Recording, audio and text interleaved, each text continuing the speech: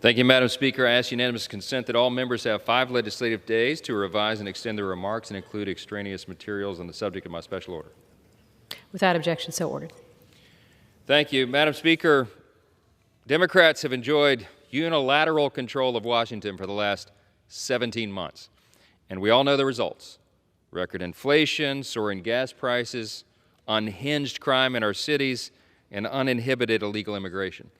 And in the midst of all this, what issue gets their primetime billing? Very simple. They're displaying their seething hatred for Donald Trump and anybody who ever supported him. For nearly a year now, they have invested thousands of hours, millions upon millions of taxpayer dollars. They've interviewed hundreds and hundreds of witnesses. They compiled 100,000 pages of documents. They hired lawyers, consultants, and even big network TV producers, and all for what? They're doing this production, this rehash, this replay of a moment-by-moment dissection of a terrible event that took place here a year and a half ago. They thought the American people would be riveted by their production, but the ratings have proven what everybody already knew. The American people have lived through all this, and they have moved on. In fact, we thought it was interesting, according to one report, CBS's decision to bump a Young Sheldon rerun from its primetime slot in favor of Thursday's January 6 hearing resulted in fewer viewers than the identical time slot the prior week. So reruns of Young Sheldon played better than the January 6 drama.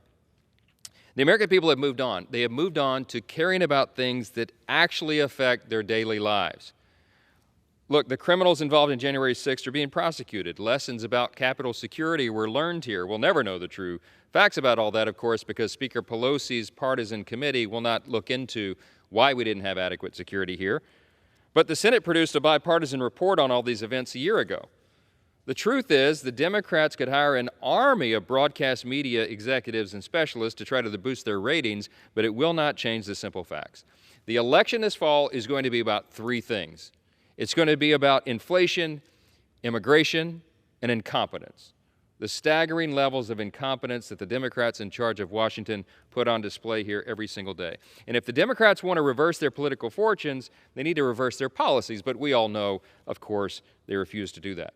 And so hardworking American families will continue, very sadly, to struggle as our country becomes less safe, less secure, and less stable by the hour. I'm grateful for my colleagues for joining us tonight to discuss the myriad crises facing our country.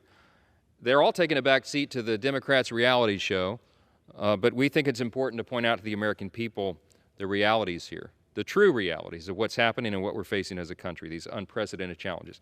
Madam Speaker, I am happy to yield first to the fine gentleman from the state of Pennsylvania, Mr. Keller. Madam Speaker.